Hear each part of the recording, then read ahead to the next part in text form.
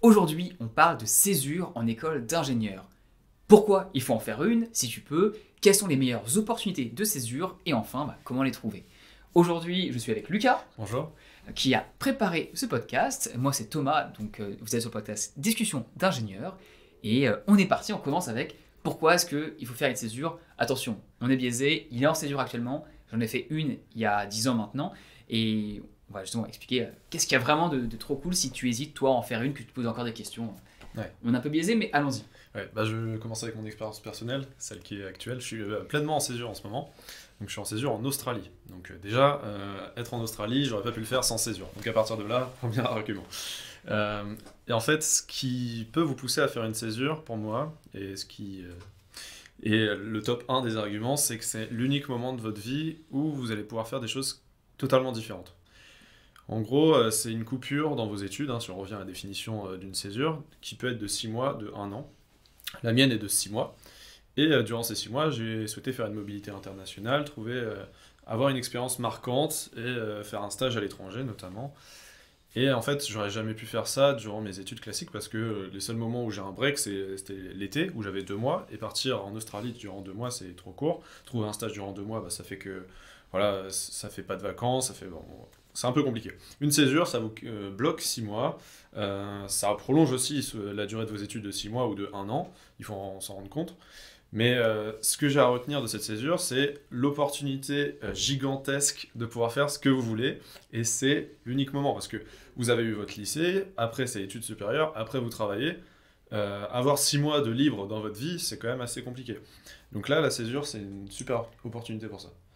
Ouais, écoute, je pense que c'est vrai, et surtout, il y a un point sur lequel que tu mentionnes, et qui est peut-être difficile à imaginer quand on est étudiant, parce que c'est à ce moment-là où tu es dans les études, tu fais justement plein de choses différentes à ce moment-là.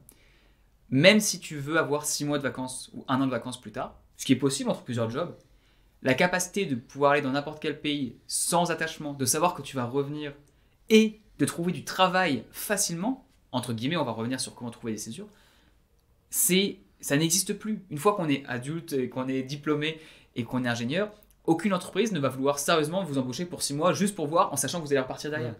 Alors que lorsque tu es étudiant, oui, tu vas faire un stage de 6 mois, un stage de 3 mois, de 4 mois, peu importe. Et on sait que tu vas repartir et c'est pas grave. Et ça, c'est uniquement lorsque tu es étudiant. Ça n'arrive plus ensuite. Et en plus de ça, au-delà de l'aspect, tu peux faire 2 fois 6 mois, 2 fois 4 mois, selon la durée de la césure, tu peux aussi partir à l'étranger et même travailler typiquement dans un autre domaine pour la deuxième partie de césure.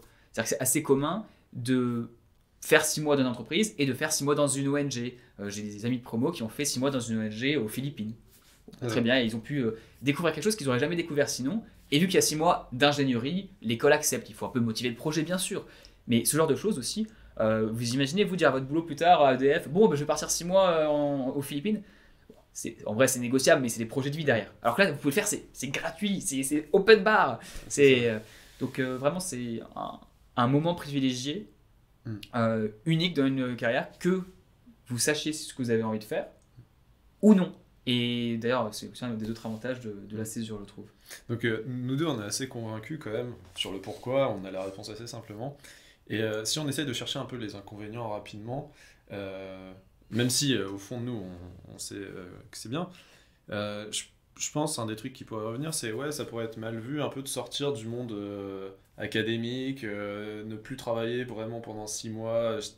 Tu vas sortir un peu des études, faire complètement autre chose, imaginons que tu vas dans une ONG. C'est un peu les seuls arguments contre que je pourrais trouver. Le fait un peu d'arrêter sa... Je pense que c'est des arguments bullshit, pour être honnête, qui sont uniquement des arguments qui vont être dits par des gens qui ont fait que de l'académique et qui connaissent pas la vie réelle. Une fois que tu as commencé à travailler, la seule chose qui intéresse quelqu'un qui veut t'embaucher, donc on parle du milieu professionnel, c'est les compétences que tu as. Est-ce que tu as pu développer des compétences? Est-ce que tu les as? Oui, non. Est-ce que tu peux faire ça pour moi? Le fait que tu aies fait 6 mois... perdre des compétences. Mais non, il n'y a rien qui fait perdre des compétences. Et donc ça, c'est au niveau professionnel, personne ne va jamais penser ça. Ou bien s'ils pensent ça, vaut mieux pas bosser pour eux parce qu'ils ne comprennent pas la vie. En tout cas, comment faire pour être vraiment performant en tant qu'ingénieur. Et de l'autre côté, les seules personnes à ce moment-là qui peuvent vous en vouloir, c'est soit vos profs, soit des gens de vos connaissances personnelles. Et pareil, dans ce cas-là, s'ils sont jaloux, c'est pas forcément des bonnes relations non plus, et c'est pas ça qui va impacter votre vie sur le long terme. Bon, après, c'est des profs qui sont pas contents, Faut la jouer finaux. Hein. On a dans un système, on met en avant les compétences professionnelles qu'on apprend. Et puis voilà. Mais non, je pense que le seul vrai argument contre, par contre, c'est l'argent. Ouais. C'est-à-dire, si tu es dans une situation où, typiquement, tu es déjà boursier, tu as des difficultés financières, ta famille a aussi des difficultés financières, et forcément, faire une année de plus d'études avant de commencer à travailler et à gagner de l'argent peut être difficile. C'est vrai, il n'y a pas forcément de solution immédiate à part d'essayer de trouver des bonnes césures. Tu peux quand même être payé, donc quand tu es en stage, tu peux avoir en général des dédommagements quand tu es à l'étranger. Si tu es en France, tu peux être payé. Perso, mes 2 stages de césure, j'ai été payé à chaque fois. Toi, là, tu es dédommagé. Mais au moins, tu peux être à zéro, quoi, à peu près. Ouais, c'est ça. Je pense que personnellement, j'ai plus perdu de l'argent, si on peut dire ça, en faisant ma césure, honnêtement. Mais ma famille m'a aidé, clairement, hein, je vais être honnête. Mais en fait, Pour être tout à fait honnête, sur ta césure en elle-même, tu aurais été quasiment à zéro, c'est juste que tu as fait un voyage d'1 mois au milieu. oui, j'ai fait un voyage, j'aurais été un peu en négatif, un peu en négatif, tu vois. Mais limite quoi. Limite, Enfin, limite. tu près de zéro quoi. J'aurais pas perdu 10 000 euros, clairement Non. pas. Quoi. On est loin de ces sommes-là. On parle de quelques milliers, mais pas plus, vraiment pas plus. En gros, à part le billet d'avion, c'est le billet d'avion la plus grosse dépense, et à part ça, tu aurais été à zéro quoi. La vie ici, quoi. Ouais, oui. mais dès que tu veux sortir Oui, et c'est ça. amuser, oui. Après, oui. C'est vrai que si tu fais une césure et que tu restes enfermé dans ta. Je suis désolé, dans ta chambre. je te rembourse pas ton alcool, Ah, Lucas. putain, dommage. Ça ne passe pas. Mais oui, en fait, on essaie de faire un peu l'avocat du diable, là, en essayant de trouver les inconvénients. L'argent, oui, ça peut être un. Non, ça c'en est un, frein. si tu peux pas, c'est malheureux. Et même si c'est un frein, il y a quand même des solutions. Il y a les. Il peut y avoir des solutions. Selon ton réseau d'école, tu as des prêts sur l'honneur. Ouais, c'est ça. Tu peux Des essayer de prêts négocier avec étudiants. l'entreprise. Voilà. Donc Tous il y a les des cas, solutions. ça- Mais c'est plus difficile dans ce cas-là, mais ça reste une opportunité super. Ouais, c'est ça. Après, il y a aussi le fait de ne pas voir vos proches, typiquement, si vous partez à l'étranger. Bon, ça peut être gênant pour certaines personnes, mais c'est le. N'oubliez pas vraiment que c'est le seul moment de sa vie où on peut faire ça. Enfin, pour moi, c'est ce qui m'a marqué. Et là, revenir en Australie 4 mois, j'aurais pas pu faire ça autrement. Donc, voilà. Ouais, une question que j'utilise beaucoup dans un framework, dans un modèle de décision que j'ai, et c'est depuis justement que j'ai cherché ma césure, ça m'a été conseillé par mon père, c'est qu'est-ce que tu ne pourras plus faire ensuite. Et une fois que tu poses la question comme ça, et la césure, tu ne pourras plus la faire ensuite. C'est pour ça que j'ai choisi mon premier stage, je voulais aller en Corée, sur une plateforme pétrolière. Je voulais pas travailler dans le pétrole, mais qu'est-ce que j'aurais pas pu faire ensuite? Un boulot d'analyste normal ou travailler sur une plateforme? Travailler sur une plateforme, si tu ne veux pas travailler dans le pétrole, jamais tu te retrouves là-dedans. Donc j'ai dit oui, en sachant qu'a priori je ne le referai plus derrière. Et c'est pareil pour une césure, je vous conseille de le faire. Ok. Bon, imaginons que maintenant tu es convaincu. D'accord, allez Thomas. Allez, pourquoi c'est bon, on est ok, on a passé ce step-là. C'est ça. La suite, c'est quelle césure faire? Quelles sont les meilleures opportunités de césure? Qu'est-ce qui donne envie? Qu'est-ce qui sera bénéfique pour toi plus tard, même sur le moment? Il y en a plusieurs. Alors j'ai une petite liste. Allons-y. Il y a un service civique, un volontariat au sein d'un corps européen de solidarité, un volontariat international type VIA, VIE, un volontariat de solidarité internationale, VSI, un engagement bénévole, un projet sous statut étudiant-entrepreneur, un emploi, type contrat de travail classique, un engagement de sapeur-pompier volontaire, une formation dans un autre domaine, un stage dans une grande entreprise, dans une PME, dans une start-up. J'ai fini par le plus classique, un stage. Ouais. Donc, il y a quand même pas mal d'opportunités. Qu'est-ce que tu conseillerais de faire? Évidemment, je pense que ça dépend un peu des personnes. Alors surtout, ne faites pas un VIE ou un VIA en césure. Vraiment, gardez-le pour ensuite. Ok. Vous pouvez, si c'est vraiment là l'opportunité d'une vie, mais si vous voulez en faire un, parce que tu peux plus l'utiliser ensuite. C'est-à-dire que la césure, c'est un moment où tu peux partir facilement à l'étranger avec des visas. Et l'autre chose que tu peux faire derrière, si tu veux repartir à l'étranger, la seule facile pour faire un travail à l'étranger, c'est le VIE. Donc si tu le grilles au départ, tu ne pourras plus l'utiliser derrière. C'est beaucoup plus simple de venir en visa, soit stage, soit working holiday visa, pour faire un truc une césure à l'étranger, et ensuite utiliser le VIE après les études. Ok. Tu peux en avoir qu'un seul dans ta vie, en fait, c'est pour ça. Ok. Et ensuite, pour le reste, ça dépend de ce que tu trouves, et surtout, c'est cool d'avoir la liste des différents types de possibilités de contrats. On voit qu'il y a surtout différents types de contrats fixes, avec stage aussi, et potentiellement du bénévolat ou travailler pour sa boîte. Mais au bout du bout, ce qui compte, c'est ce que vous voulez faire. Et là, je pense qu'il y a 2 cas de figure. Tu as les gens qui savent ce qu'ils veulent faire et ceux qui ne savent pas ce qu'ils veulent faire. Si tu sais ce que tu veux faire, bah, c'est plus simple. Déjà, tu dis, bah, je vais faire ce que je veux, je vais faire des trucs dans mon domaine, quoi. Oui, alors il y a une petite note et j'y reviens juste après. En fait, il y a un truc qu'il faut savoir quand tu sais ce que tu veux faire, justement, c'est l'occasion de faire autre chose. Mais quand tu sais pas ce que tu veux faire, c'est l'occasion de découvrir deux domaines totalement différents. Typiquement, une césure, c'est entre 2 et 3 stages, selon combien de temps tu fais. Généralement 2 de 6 mois, c'est vraiment le classique, mais si tu veux faire 3 de 4 mois, tu peux essayer de trouver, c'est plus dur, mais pourquoi pas. Ou 2 de 3 mois, comme dans ton cas.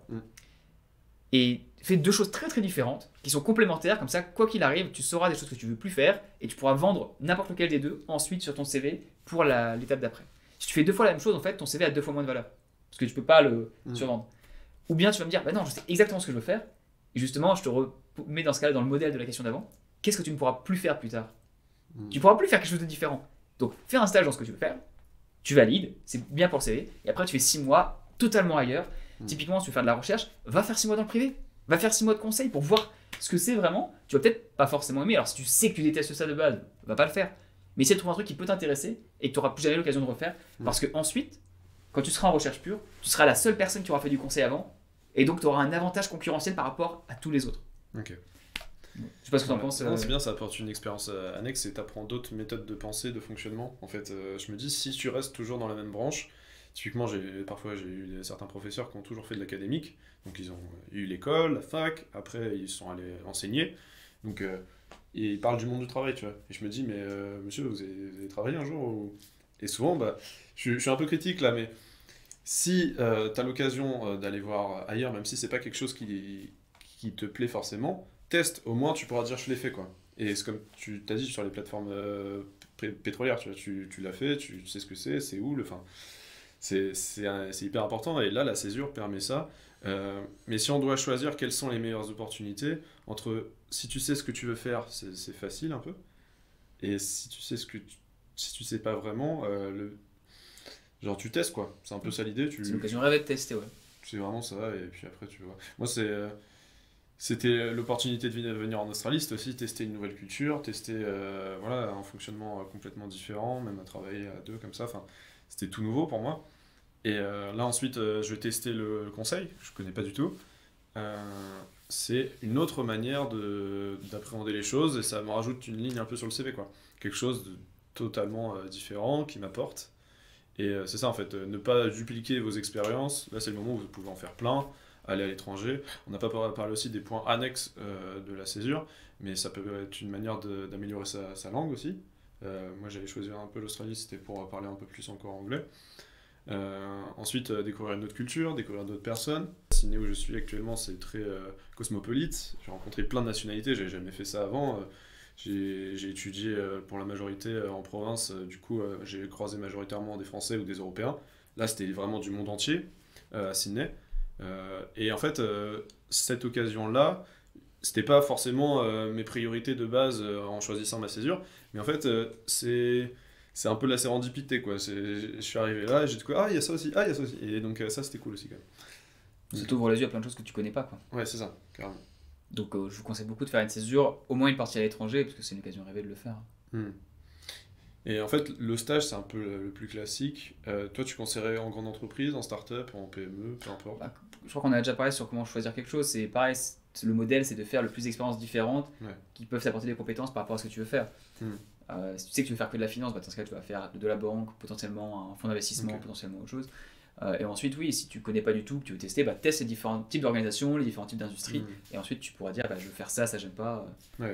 En tout cas, il faut se renseigner un minimum. Là, on a parlé de plein de sujets différents. Le service civique, par exemple, faut savoir un peu ce que c'est. Parfois, il y en a qui ont des appétences pour travailler pour la défense, l'armée. Ça peut être une occasion de découvrir ce milieu-là. En tout cas, voilà, choisir, tester. L'ouverture, elle est immense. Et ce qu'on peut dire sur les meilleures opportunités, c'est un peu chacun à la sienne, quoi. Et oui. Bon, après, tu as des super stages dans des pays à l'autre du monde, très bien payés, c'est très cool, quoi. Mais oui. Ok. Donc parmi cet éventail de possibilités, troisième partie. La troisième partie, comment trouver sa césure, comment trouver cette opportunité qui nous plaît tant, qu'est-ce qui peut satisfaire à nos attentes. Personnellement, moi c'est assez particulier comment j'ai trouvé le stage avec Thomas, parce qu'on avait déjà travaillé un petit peu ensemble sur YouTube. Donc forcément, c'est pas quelque chose qui sera appliqué dans la majorité des cas, voilà, de bosser ensemble sur YouTube. Hein, voilà, ça peut arriver, mais bon. Ouais, mais alors, au bout du bout, en fait, ce qui s'est passé, c'est que oui, on a bossé ensemble sur YouTube, mais quand tu regardes vraiment ce qui s'est passé, d'un point de vue quelqu'un qui s'en fout de YouTube, mais qui plus a ses projets, à ses réseaux, on a juste bossé ensemble tout court. Ouais, c'est ça. Donc, on a fait une fois une vidéo, on a parlé de 45 minutes, mais j'avais déjà vu ce que tu avais fait avant, parce que ta chaîne YouTube, c'est l'équivalent d'un portfolio, en fait. Donc, si toi, tu regardes la vidéo, tu dis j'ai un portfolio, tiens, j'ai déjà travaillé lors d'une mission, soit pour une entreprise, avec une entreprise, soit même lors d'une. J'ai fait, pas une thèse, un projet d'école avec une boîte. Et en fait, j'ai 2-3 contacts là-bas, bah, je peux toujours leur demander. On a bossé ensemble, je vois que tu es sérieux. J'ai vu ce que tu as fait avant, bah, encore une fois, tu es sérieux, je sais que tu as plein de choses à apprendre. Et ce sera sûrement d'ailleurs l'objet d'un autre podcast, le feedback sur le stage, ce que tu as pu apprendre, ce qui t'a apparu, ce que tu as appris dedans pour faire un testimonial pour les étudiants. Mais et je me suis juste dit, ok, il est fiable, on a déjà bossé ensemble, ça va, a priori ça va bien se passer, let's go. Et ça suffit, c'est-à-dire que j'avais un besoin aussi en termes de quantité de travail, et donc ça suffit, c'est-à-dire qu'un stage, une césure du point de vue du manager, c'est pas je vais te faire un cadeau. Un manager, il n'en a rien à faire de savoir pourquoi tu es en Australie. Enfin, c'est cool, je sais très bien que tu vas surfer, tu as profité du soleil et voir. Mais moi, ce qui m'intéresse, c'est juste, est-ce que j'ai un besoin, est-ce que j'ai une charge de travail à faire, et est-ce que la personne en face, bah, on s'entendra bien et la personne est capable de s'adapter et de travailler comme tu le sens. C'est ça, et est capable de monter en compétence sur 2-3 domaines particuliers qui correspondent à ce que je cherche à faire. Donc en fait, c'est vraiment. C'est réapplicable en fait. Oui, c'est réapplicable. T'as totalement raison. C'est ça, c'est un exemple de par le réseau, mais en fait, c'est toi qui t'es construit ton réseau en te donnant des opportunités, en faisant des choses à côté de l'école. C'est ça. Et donc, si toi, tu as quel que soit ton projet annexe, tu as déjà fait même du babysitting pour quelqu'un, pour un ami de tes parents ou peu importe, qui a un boulot cool. Bah en fait, il sait que tu as gardé tes enfants, tu vois, t'es fiable, t'es arrivé à l'heure, t'es parti à l'heure, il n'y a pas eu de problème. Bah, ça peut être l'occasion de bah voilà, et puis j'ai fait ça et ça, t'as un CV, t'as un portfolio potentiellement, juste 2-3 slides sur ce que t'as déjà fait, et puis vous pouvez discuter quoi. Et on en revient à l'importance du réseau quand même. Le réseau, réseau pro, réseau perso. Là, moi concrètement, c'était pas mon réseau pro, c'est mon réseau un peu via ma passion YouTube. Ouais, mais c'est ça le vrai réseau. C'est ça le vrai réseau aussi. Ouais, c'est une énorme toile d'araignée où là, ce lien-là a été prolifique, quoi. Et en fait, je me dis, là, ça transitionne vers l'importance du réseau pour trouver une césure. Ne pas négliger tous les gens que vous avez rencontrés, que ce soit professionnellement ou dans votre vie perso, même les amis de vos amis, les parents de vos amis. Faut que tout le monde soit au courant que vous cherchez une césure. C'est ça. Parce que imaginez qu'il y a quelqu'un dans votre entourage proche, plus ou moins proche, qui cherche une personne, et bah s'ils savent pas que vous cherchez, c'est dommage, il va trouver quelqu'un d'autre dans le même temps. Donc dites-le. Ouais. Donc ça c'est un peu le réseau perso. Et le réseau pro, comment l'utiliser typiquement, imaginons j'ai fait mon stage de 3e chez Thales, je me dis j'ai envie de réutiliser cette expérience-là pour trouver un autre stage à l'étranger chez Thales. Je contacte les personnes avec qui j'ai travaillé qui me donnent le réseau à l'étranger, imaginons l'homologue australien, je contacte l'homologue australien et peut-être il peut me trouver un stage en césure, tu vois. Je pourrais peut-être tenter des choses comme ça. Tu peux tenter des choses comme ça, et encore une fois je reviendrai juste sur l'approche. C'est pas qu'il va te trouver un stage de césure, c'est que est-ce qu'il a un besoin auquel un stagiaire peut répondre. Ça a l'air vraiment, c'est juste un chiffre de mentalité, le but c'est de trouver ce dont les personnes ont besoin. Ouais, ils vont pas trouver un stage pour le plaisir de trouver un stage, même s'ils adorent. Est-ce que quelqu'un, imaginons même dans le cas idéal, c'est ton père qui connaît des gens en Australie. Il va pas arriver et dire prenez mon fils sauf si c'est le directeur. Mais imaginons que ça l'est pas, tu vois. Il connaît juste l'équipe. Il va dire hey, mon fils est ingénieur, il cherche un stage de césure. Est-ce que quelqu'un a des besoins pour 6 mois de telle date à telle date? C'est surtout le besoin. Et c'est ça le fond du problème. Et là, quelqu'un va dire ah ouais, bon, on peut se parler si tu veux. Mais s'il y a personne qui dit qu'il a besoin de quelque chose, ça va pas se passer. Donc le but de cette démarche de contacter le plus de gens possible et de faire en sorte que le plus de gens soient au courant, c'est que ça arrive à un moment donné à quelqu'un qui a un besoin d'un ingénieur, de quelqu'un qui réfléchit, ou même si vous n'êtes pas ingénieur dans votre profession. Et c'est vraiment ça la clé, quoi. Ouais. Donc, du coup, il faut un peu définir précisément ce que l'on cherche. Et surtout ce que l'on peut apporter. Ce que l'on peut apporter, ça peut être nos compétences acquises durant notre formation, ou je sais pas, d'autres compétences. C'est pas compliqué. Grosso modo, c'est dans quelle industrie tu veux travailler et qu'est-ce que tu as fait qui est pertinent par rapport au truc. Tu as déjà fait des projets, tu veux bosser dans la compta, tu as déjà fait du projet, tu as été comptable dans ta junior entreprise ou dans la sauce de l'école et tu as fait des cours dessus. Il faut qu'on parle pour voir si ça marche. Ouais. Et si c'est oui, c'est oui. C'est vraiment juste une question de il faut que tu as un minimum de compétences. On sait très bien que tu sais pas faire grand chose. En vrai, sur d'école, tu sais pas faire grand chose. Donc on veut juste quelqu'un qui soit capable de délivrer un peu, que tu nous montres que tu as déjà fait des choses et qu'on s'entende bien. Ok. Avoir des dates quand même aussi. Oui, mais les dates, bien sûr, oui, pour qu'il y ait un match. Minimum. C'est vrai, c'est vrai. Sinon, réseau pro, réseau perso, ensuite il y a des sites de recherche de stage. Moi personnellement, enfin on n'a pas expliqué comment j'ai trouvé mon stage, mais toi d'ailleurs tu pourras nous en parler. Moi c'est avec mon deuxième stage, hein, pas celui-là, c'est évident.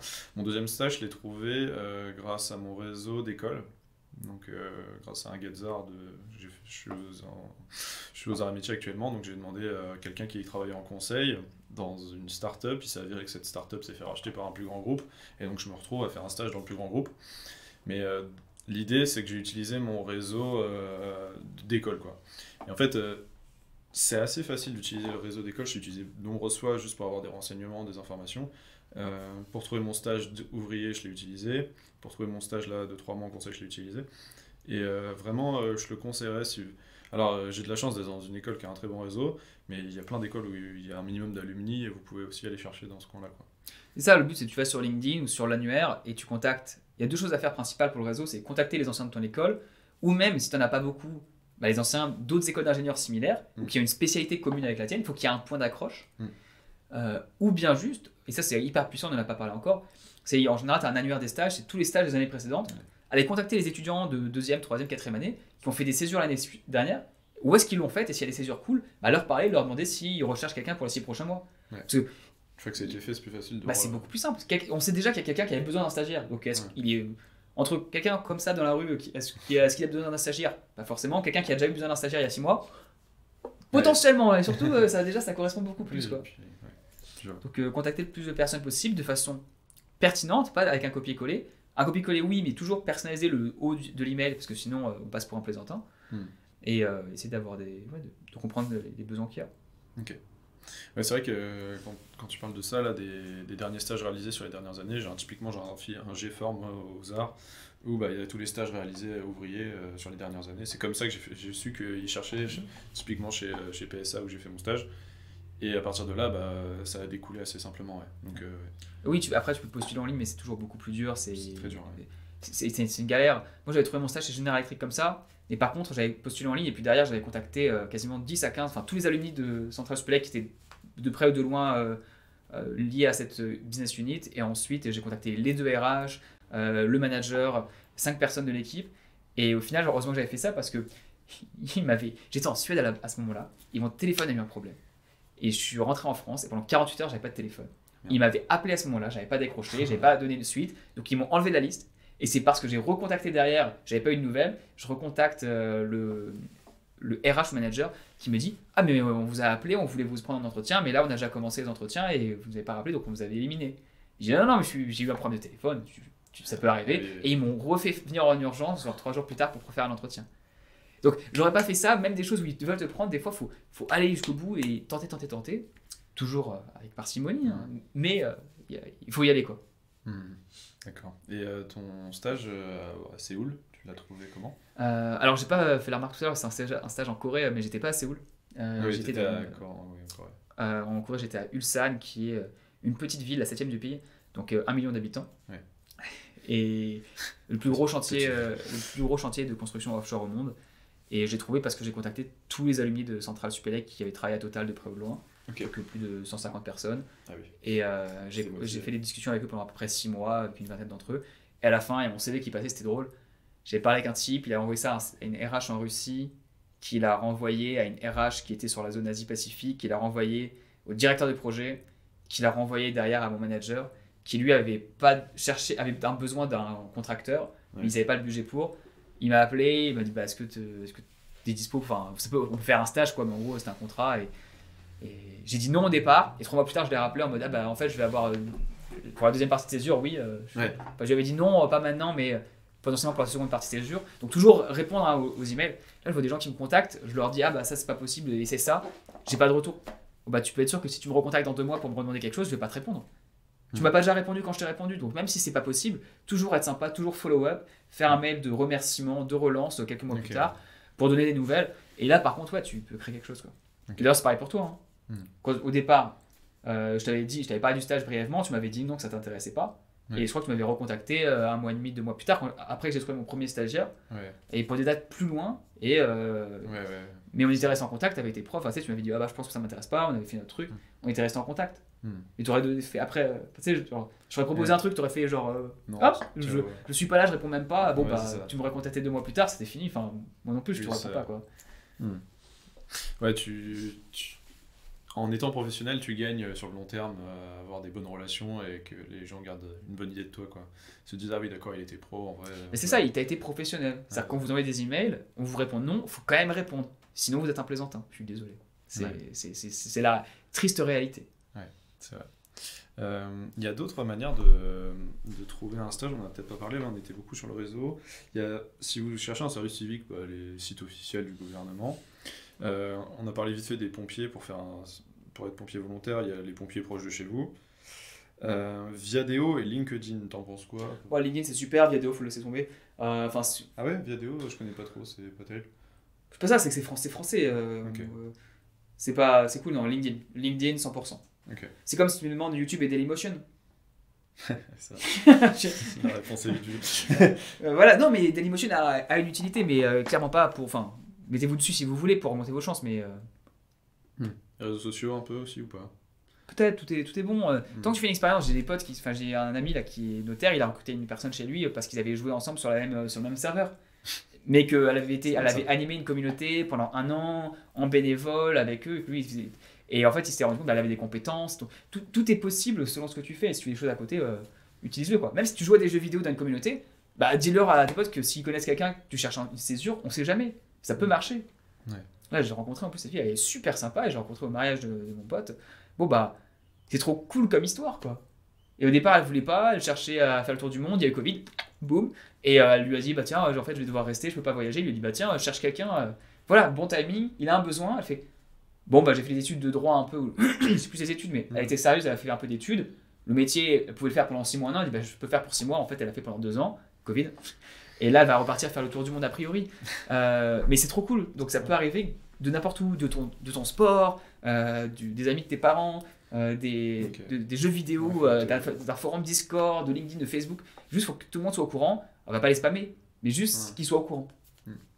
Être attentif à chaque opportunité, être ouvert, en fait, ça peut venir d'un peu partout, quoi. Ouais. Il y a certaines personnes aussi qui ont des rêves un peu de travailler dans des entreprises un peu grandioses. Typiquement, j'ai envie de travailler chez Apple durant ma césure.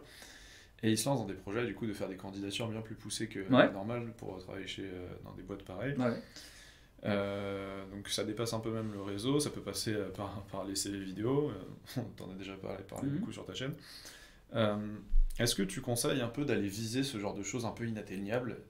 Est-ce que ça marche vraiment? Il y a des gens Bah qui déjà, arrivent. c'est pas inatteignable en vrai. Bien sûr, toutes les personnes qui sont là-bas ont réussi.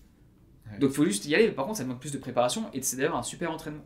Ouais. Donc à fond, 100% y aller et justement se rendre compte, chercher sur YouTube, sur internet, quelles sont les différentes façons, qu'est-ce que les personnes qui ont entré, qu'est-ce qu'elles ont fait. Il y a plein de vidéos là-dessus de gens qui témoignent et puis se dire bah, je vais faire une candidature exceptionnelle. Et ben on commence. C'est comme une vidéo sur les CV vidéo. Il y a une fille qui a fait 2 CV vidéo d'affilée, 2 ans d'affilée. Bah, elle s'est améliorée entre l'un et l'autre. Donc vraiment y aller, surtout pas hésiter, tout est possible. Ok. Ça peut être un peu la césure de rêve si on arrive assez fin en recherchant ça, quoi. C'est ça. Ça peut être joli. Je pense que ça fait une bonne conclusion. Ouais, ça fait une bonne conclusion. Tout est possible. C'est ça. J'ai une petite partie bonus, questions-réponses rapides. Ok, alors on peut finir rapidement. Donc c'est des questions que se posent les étudiants quand ils commencent une césure. Lors d'une césure, ai-je toujours le droit à ma carte étudiante? Oui, car vous êtes toujours inscrit au sein de votre établissement scolaire. Puis-je faire une césure si je suis étudiant dans une grande école? Oui. Le dispositif de césure est-il ouvert aux bénéficiaires de la formation continue? Non, le dispositif de césure n'est pas ouvert aux bénéficiaires. Juste comme ça, de manière générale, les règles elles vous disent non, il faut quand même aller chercher. Si vous voulez vraiment, il y a toujours moyen de négocier et chercher. Donc même si là on dit non, faut chercher. Faut quand même chercher. Est-ce qu'il y a des droits de scolarité durant les césures? Oui. Potentiellement, ça dépend des écoles, je crois. Normalement, c'est à tout réduit. Alors ça peut être à tout réduit, ça dépend des écoles. Encore une fois, ça se négocie. Ok. Juste pour information, moi mes frais de scolarité sont passés de 600 à 500 euros. Ah ouais, Genre et- ma césure. Grosse séduction. Ouais, mais c'est comme toujours, ça, si tu peux te permettre, ça va, mais si tu es vraiment dans une situation difficile avec tes types boursiers, tu peux avoir des accords spéciaux, donc faut Ouais. quand même essayer d'y aller, expliquer la situation, rencontrer le directeur, faut pas hésiter à vraiment aller tout en haut Ouais. et plaider sa cause, mais en faisant un dossier solide, mais ouais. En parlant d'argent, est-ce qu'on peut bénéficier de la bourse sur critères sociaux durant une césure? Oui, donc c'est un bon point. Est-ce que les crédits, la période de césure donne droit à des crédits ECTS? Oui, ça peut être le cas. Ça dépend de ce que vous faites exactement. Et enfin, dernière question, est-ce que je peux commencer mes études par une césure? Et oui, c'est possible sur Parcoursup. Vous avez une option. Donc si vous voulez commencer directement après le bac par une césure, c'est possible. Et puis même, hein, en vrai, tu veux commencer à faire une césure et te casser du système et revenir l'année après, tu peux. Après, c'est peut-être un peu galère sur comment revenir, mais il y a toujours moyen. Donc voilà, c'était des petites questions pour terminer. Ok, très bien. Bah, merci beaucoup. On va finir sur une césure. Tout est possible. Allez-y, n'hésitez surtout pas. Et puis dites-nous en commentaire si vous allez en faire une, vous voulez en faire une, ou si vous avez des questions. Merci d'avoir écouté. Et puis à bientôt sur le podcast Discussion d'ingénieurs.